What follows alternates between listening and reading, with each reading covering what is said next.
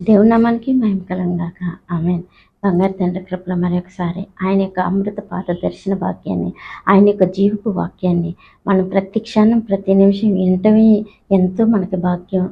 ఎంతో ధారాళంగా ఎంతగానో అదృష్ట భాగ్యంగా మన యొక్క దేవునికి భయపడే వారం కానీ, దేవునికి విధేయులయ్యి దేవుని మాట అంగీకరించే వారమనే దేవుడు ఎంతగానో ఈ పట్టణానికి దేశానికి సమాధానం అనుగ్రహిస్తున్నాడు మనకి.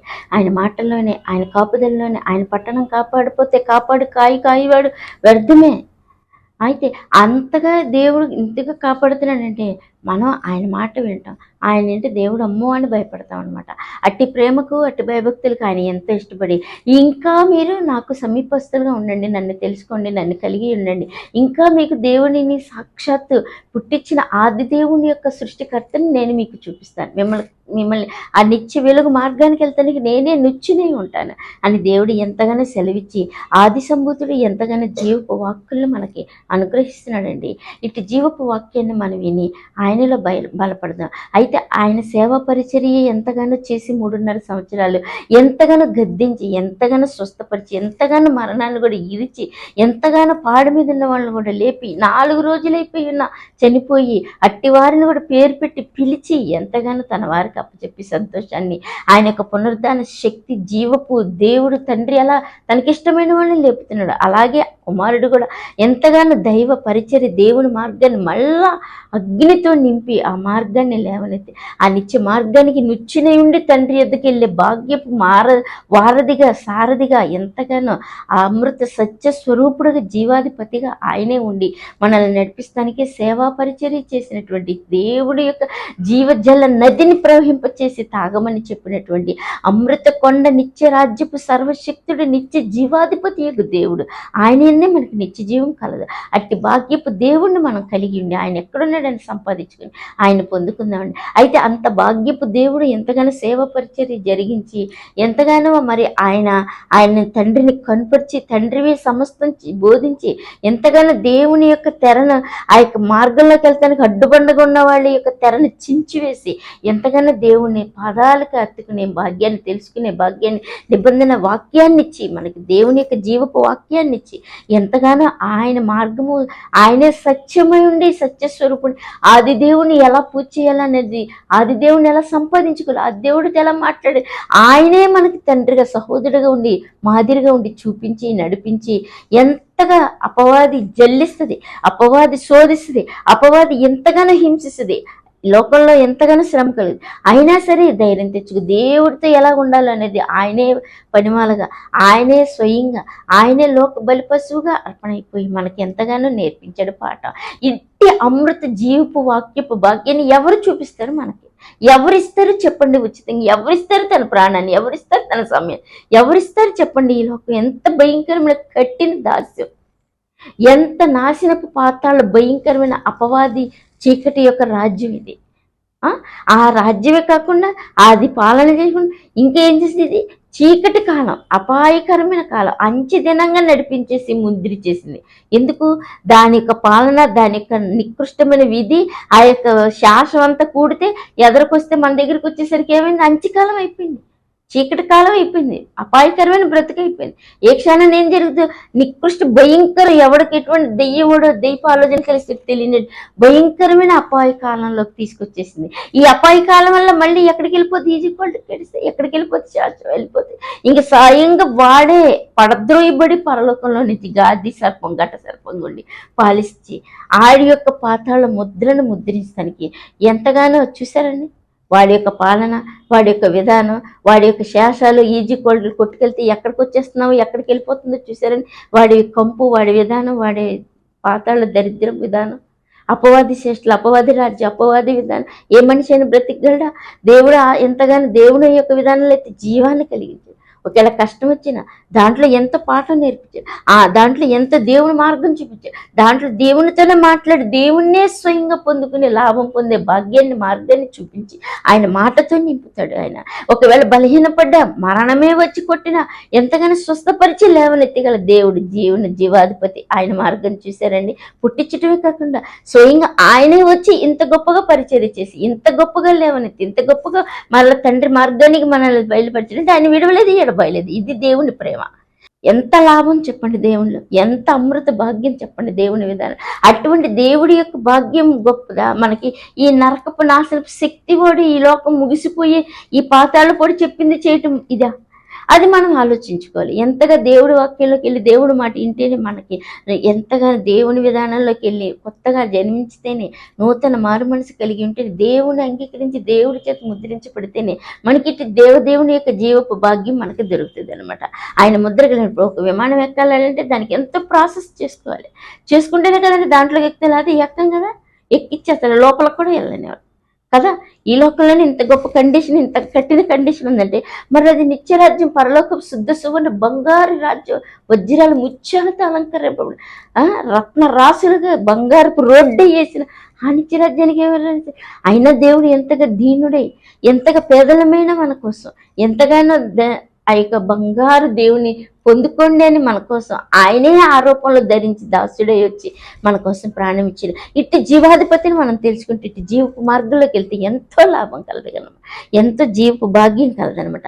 అయితే ఇట్టి భాగ్యపు జీవాన్ని ఆ యొక్క ఒక స్త్రీ ఆయన సేవా పరిచర్యలు చూసినప్పుడు ఎంతగానో ఆమె ఆయన చేత క్షమించబడి ఆయన ప్రేమించి, ఆయన ప్రేమ ఆయన్ని ఎంతగానో హింసించి ఈ లోకం రక్తం కార్చేసి ఎంతగానో సిలువకు అప్పజెప్పేసిన, సమాధిలో పెట్టేసిన, ఎంతగానో ఆమె ప్రాణం ఏం చేస్తుంది, ఆయన కోసం ఎగిరిపడుతుంది, ఆయన కోసం ఏడుస్తుంది.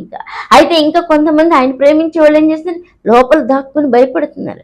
అయితే ఈమె ఎంతగానో దేవుని ప్రార్థిస్తూ, దేవుని దుఃఖిస్తూ, దేవుని కోసం ఆమె ఎంతగానో ఏడుస్తున్నప్పుడు, మూడవ రోజు ఎంతగానో మరి ఆమెకు కనపడినప్పుడు, ఆయనే స్వయంగా పిలిచినప్పుడు ఆమెనే ఎంతగానో ఆమె కళ్ళు మనోనేత్రాలు తెరవబడి ఆయన దర్శన భాగ్యం కలిగి, ఆ దర్శన భాగ్యం ఆమెతో ఉంచుకోకుండా ఇంకా బాధపడుతూ తలుపులేసి ఉన్న వారికి చెప్పడానికి వెళ్ళినప్పుడు కూడా దేవుడే స్వయంగా మాట్లాడి కనపడ్డాడు నాకని చెప్పినప్పుడు కూడా వారి ఎంతగా ఉంటున్నారు. ఒకసారి దేవుడు వాక్యం చదవండి, మార్కు సువార్త 16:9 చదవండి. ఆదివారము తెల్లవారినప్పుడు యేసు లేచి తాను 7 దెయ్యములను వెళ్ళగొట్టిన మగ్దలేనే మరియకు మొదట కనబడెను. ఆయనతో ఉండిన వారు దుఃఖపడి ఏడుచుండగా ఆమె వెళ్లి ఆ సంగతి వారికి తెలియజేసెను. కానీ ఆయన బ్రతికి ఉన్నాడనియు ఆమె కనబడిననియు వారు విని నమ్మకపోయింది. ఆ తరువాత వారిలో ఇద్దరు ఒక పల్లెటూరికి నడిచిపోవచ్చుండగా ఆయన మారు రూపము గలవాడి వారికి ప్రత్యక్షమైన. వారు వెళ్లి తక్కిన వారికి ఆ సంగతి తెలియజేసే గాని వారు వీరి మాటనైనను నమ్మకపోయింది. 11 మంది శిష్యులు భోజనంలో కూర్చుండినప్పుడు ఆయన వారికి ప్రత్యక్షమై తాను లేచిన తర్వాత తను చూసిన వారి మాట నమ్మనందున వారి అపనమ్మిక నిమిత్తమును హృదయ కాఠిన్యము నిమిత్తము వారిని గద్దించును. మరియు మీరు సర్వలోకమును సర్వ సృష్టికి సువార్తను ప్రకటించుడి. చూసారండి, దేవుడు ఎంతగా 3.5 సంవత్సరాలు ఆయనతో సహవాసం చేసిన వారు కూడా ఎంత నిరుత్సాహం పడిపోయారు. వారు కూడా ఎంతో ఈ లోక అపవాది యొక్క శాస్త్రకు భయపడిపోయి ఎంతగానో దాక్కోవాల్సి వచ్చింది. అయితే అదంతా వదిలిపెట్టేసి, అదంతా కాదని ఈమె యొక్క ప్రత్యేక విధానంలో, ఈమె ప్రేమ లోతులో, ఈమె ప్రేమ యొక్క గొప్ప ప్రేమ విధానపు భాగ్యంలో ఆమె ఆయన కోసం ఎదురు చూస్తానికి ఆయన ముందు నించుంది. ఆమె ఆయన ఎక్కడ పెట్టారో ఆ పార్థసేవం అక్కడ నుంచిందంటే అది ఎంత గొప్ప మెట్టు, ఎంత గొప్ప ప్రేమ, ఎంత గొప్ప హై లెవెల్. ఆ లెవెల్లో ఉంది కాబట్టి హై లెవెల్ దేవుడి దర్శన భాగ్యమే ఆమెకు కనపడింది.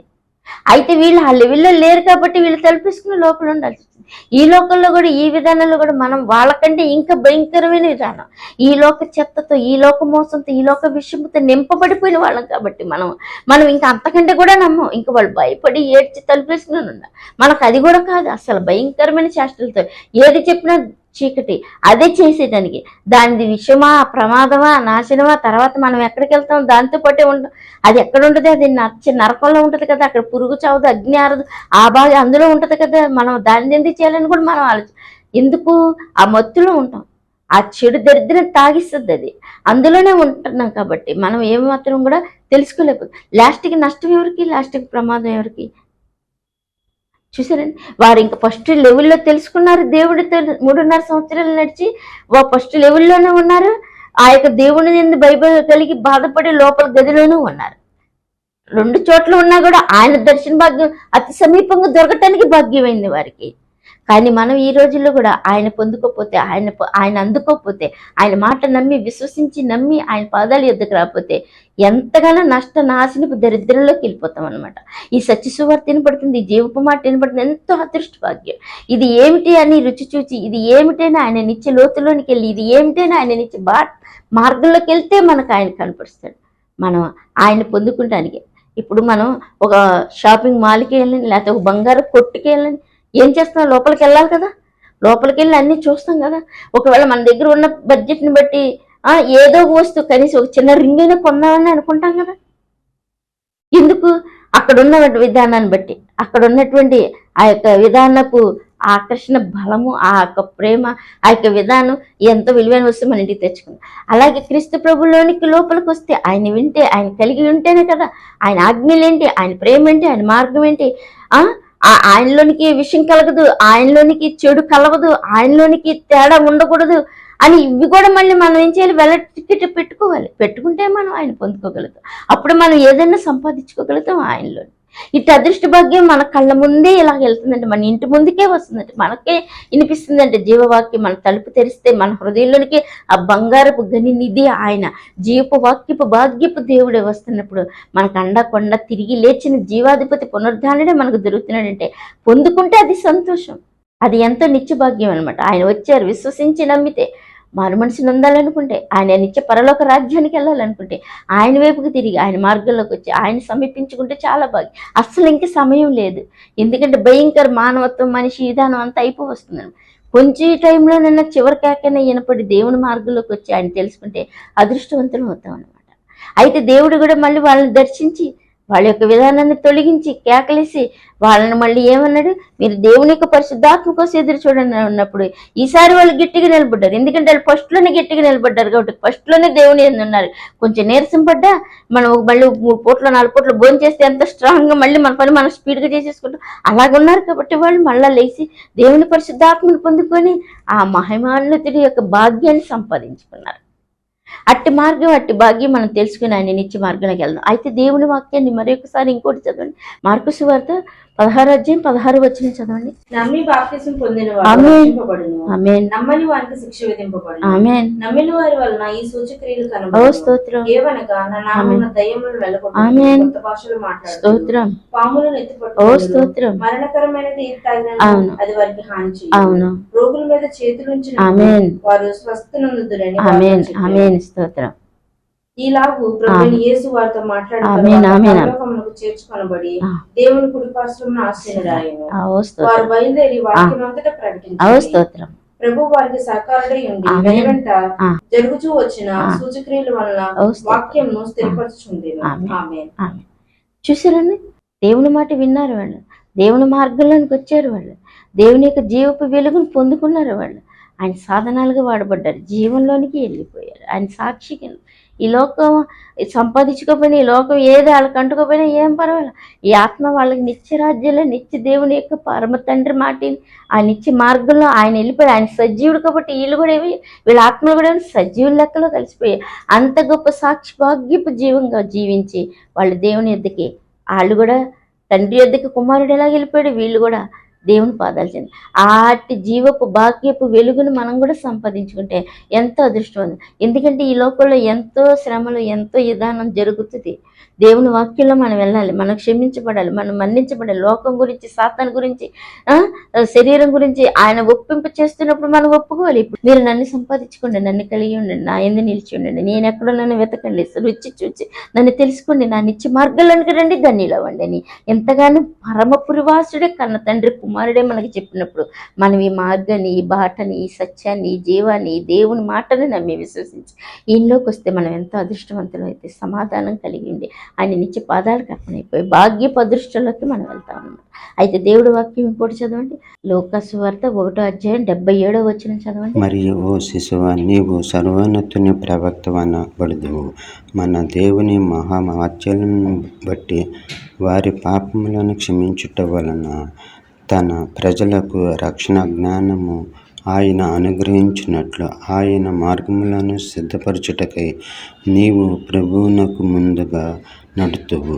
మన పాదములను సమాధాన మార్గములోనికి నడిపించినట్లు చీకటిలోను మరణ ఛాయలోను కూర్చుండు వారికి వెలుగుచ్చుటకై ఆ మహా వాత్సల్యం బట్టి పైనుండి ఆయన మనకు అరుణోదయ దర్శనమును గ్రహించెను. ఎంత లాభం, ఎంత గొప్ప భాగ్యం, ఎంత గొప్ప అమృత నీతి నడక, అమృత జీవపు భాగ్యం. అది పొందుకున్న వాడికి తప్ప మరి ఇంకెవ్వడికి తెలియదు అనమాట. దేవునికి కూడా ఎంతో రూల్స్ ఉంటాయి, దేవుని మార్గంలో కూడా ఎంతో ఆజ్ఞలు ఉంటాయి, అవి పాటించాలి. ఆయన ప్రేమిస్తే అవి ఎంతో తేలికైన ఆయన కాడి కింద ఉండే భాగ్యం కలిగి ఉంటాం అనమాట. ఆ విధమైన మార్గంలో మనం చేయాలండి. అయితే మనంతటికి మనం చేస్తే ఏదైనా ప్రమాదం, దేవుని కలిగి దేవుని మార్గంలోకి వస్తే అది లోతు, అది ఎంతో తేలిక అనమాట. ఆయన కాడి ఎంత అమూల్యమైన తేలిక భాగ్యం అనమాట.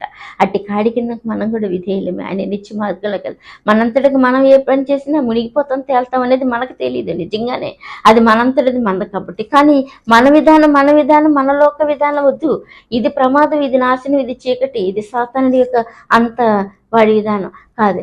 దేవుని మార్గంలోకి వెళ్ళి, దేవుని సత్యంలోకి వెళ్ళి, దేవుని విధానంలో రుచి చూసి తెలుసుకుని దూకితే గొప్ప అరికాల నుంచి శీలమండలం నుంచి మోకాళ్ళలో నుంచి నడువుల్లోనికి భుజాల వరకు ఏదలేనంత ఎత్తులోనికి ఎదుగుతాం అనమాట. మనం అట్టి దేవునికి సంపాదించుకుని దేవుని ఎద్దుకు వెళ్ళిపోతాం.